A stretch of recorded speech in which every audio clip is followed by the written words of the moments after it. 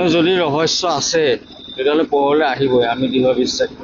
যেনেকেই নহওক, যি উপায়েৰে নহওক, এতিয়া যদি আমাৰ ন্যায়ালয়ে, আদালতে, SIT-য়ে, চৰকাৰে গোটেই বিষয়বস্তুটো উলিয়াই দিব নোৱাৰে ৰহস্য আছে নেকি, তেতিয়াহ'লে আৰু বেলেগ ব্যৱস্থা আছে। ৰাইজ আছে, গোটেই অসমখনৰ ৰাইজ আছে, নহয় জানো? অসমৰ ৰাইজ আছে, আৰু একো নহ'লে ভগৱান আছে নহয়। এই সমাধি ক্ষেত্ৰত হাজাৰ হাজাৰ চাকি ডেইলি জ্বলি আছে। যদি কিবা ৰহস্য আছে, যদি কিবা আমি ভাবিবলগীয়া কিবা কথা আছে, সেইখিনি কথা এতিয়া খুব সোনকালে আমাৰ মাজলৈ আহিব। সকলোৱে আমি আশাবাদী ৰৈ আছোঁ, আৰু ন্যায়টো পাবই লাগিব যেনেকেই নহওক। মই কৈছোঁৱেই কথাটো।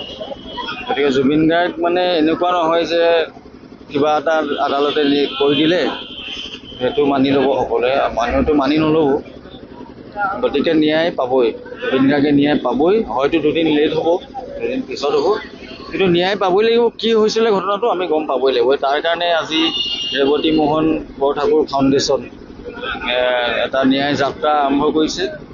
মই আগতে তেওঁলোকৰ এটা প্ৰগ্ৰেমত আহিছিলোঁ, আজি এবছৰ আগতে দীপেন বৰুৱাদেৱৰ লগত বজাবলৈ আহিছিলোঁ মই। গতিকে বিভূতি মোৰ একদম একেলগে থাকোঁ, আমি আজি 18 বছৰ একেলগে আছোঁ। মোৰ ভাইটিৰ নিচিনা, আমাতকৈ অলপ সৰু, বহুত পুৰণা চিনাকি। বিভূতিয়ে মাতিলে, মই না ক'ব নোৱাৰিলোঁ আচলতে, বিভূতিয়ে কোৱাৰ কাৰণে। গতিকে ময়ো আহিলোঁ, আহি খুব ভাল লাগিছে। পৌৰনিগমবাসী ৰাইজে যথেষ্ট সহযোগ আগবঢ়াইছে। আৰু এজেগাত আৰু এটা অনুষ্ঠান আছে একেধৰণৰ, তালৈ যাম। জুবিন দাক কোনোবাখিনি বৰ্তমান সময়ত এই মাহ সময়ছোৱাত যদি কোনো ধৰণৰ ৰহস্য জুবিন দাক কিবা ৰাজনীতি সেই ৰাজনীতি শব্দটোৱে বুজি নাপাওঁ। ৰাজনীতি শব্দটোৰ লগত আমাৰ সম্পৰ্কই নাই। মই যিমান দিন বুজিব পৰা দিনৰ পৰা অকল তবলা চবলা বজাই থাকিলোঁ, মই সংগীততে সোমাই থাকিলোঁ। মই সঁচা কথা ক'বলৈ গ'লে মই একোৱেই নাজানো, একো বুজি নাপাওঁ। পলিটিক্স কৰিবলগীয়া কি আছিলে জুবিন গাৰ্গৰ লগত, আৰু এতিয়াওনো কি আছে, পাব কি? মানুহটো জীয়াই থাকোঁতেই পলিটিক্সসকলে টানিব নোৱাৰিলে কোনো, নহয় জানো? জীয়াই থাকোঁতে মানুহটোৱে যিখিনি মনলৈ আহে সকলো কথা স্পষ্টকৈ ক'লে, কাকো ভয় নকৰাকৈ। গতিকে মৰাৰ পিছতনো কি ৰাজনীতি কৰিব? ৰাজনীতি কৰি লাভ নাই আচলতে। যদি কৰিব, মানুহে যদি ভাবিছে যে ৰাজনীতি কৰিছে, আৰু যদি কোনোবাই কৰিছেও, সেইটো কৈ একো লাভ নাই। গতিকে কৰিলে অসমৰ ৰাইজে এৰি নিদিব। অসমৰ ৰাইজৰ ওপৰত সম্পূৰ্ণ আস্থা আছে। অসমবাসীয়ে যথেষ্ট মৰম কৰে। জুবিন গাৰ্গৰ আত্মা প্ৰত্যেকজন মানুহৰ হৃদয়ত সোমাই আছে। শিৰাই শিৰাই জুবিন গাৰ্গৰ কৰ্মৰাজি সোমাই আছে। গতিকে ৰাজনীতি কৰি একো লাভ নাই।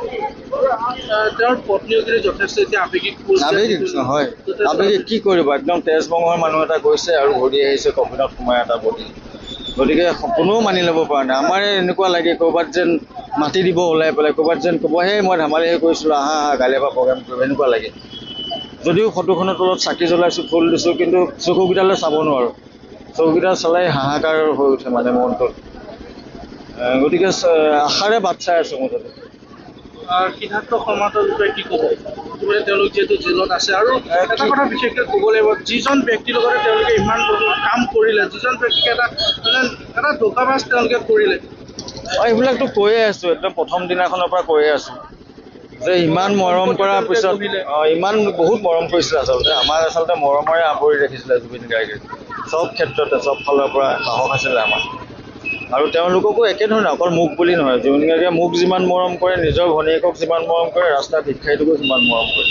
আপোনালোকে দেখিছে এতিয়া ছ'চিয়েল মিডিয়াত মানুহবিলাকে কৈ আছে, কালি এগৰাকী গুৰুম বুলি এগৰাকী মহিলাই কোৱা শুনিছে চাগে আপোনালোকে, যে তেওঁৰ ল'ৰাটো কিডনীৰ ট্ৰিটমেণ্ট কৰিবৰ কাৰণে 5,30,000 টকা দিছে। কোনোবা ধনী মানুহে পাৰিব দিব? গোটেই পৃথিৱীতে নাই চাগে এনেকুৱা ধনী মানুহ। প্ৰত্যেকটো মানুহকে সহায় কৰে, যি হাত পাতি যায়। গতিকে সকলোকে মৰম কৰিছিল, আৰু চবতকৈ ডাঙৰ কথা জুবিন গাৰ্গে সকলোকে বিশ্বাস কৰিছিল। সকলোকে বিশ্বাস কৰিছিল। ইমান ডাঙৰ এজন ষ্টাৰ, জুবিন গাৰ্গৰ কামৰ এনেকুৱা মূল্যাংকন হয় চব জেগাতে। মই লাষ্ট যিখন বম্বেত শ্ব' বজাইছোঁ, বহুত আৰ্টিষ্টৰ লগত বজালোঁ। বম্বেৰ নামী দামী বিখ্যাত, অসমৰ বিখ্যাত, অসমৰ ভাৰতৰ সংগীত জগতৰ মহীৰূহৰ লগতো বজালোঁ। কিন্তু জুবিন গাৰ্গে দুটা গান ভালেই হওক বেয়া হওক যেতিয়া গাই দিলে, তেতিয়া গোটেই হলটোত থকা 1,000 মানুহৰ চিটুৱেশ্যনটো বেলেগ হৈ গৈছিলে। গতিকে জুবিন গাৰ্গৰ অৰাটো তেনেকুৱা আছে, গোটেই গানৰ ক্ষেত্ৰতে নহয়, সকলো ক্ষেত্ৰতে। গতিকে জুবিন গাৰ্গে ন্যায় পাবই লাগিব, ৰাজনীতিকৰণ কৰি লাভ নাই একো। সিদ্ধাৰ্থহঁতে শাস্তি পাবই, এফালে নাপালে এফালে পাব। আৰু মোক কৈছে কোনোৱে নাপালে অসমৰ ৰাইজে নেৰিব, আৰু ভগৱান আছে, ভগৱানে ইয়াতে দিব। আমি সকলোৱে, আপুনি মই চব দেখি যাম ইয়াত।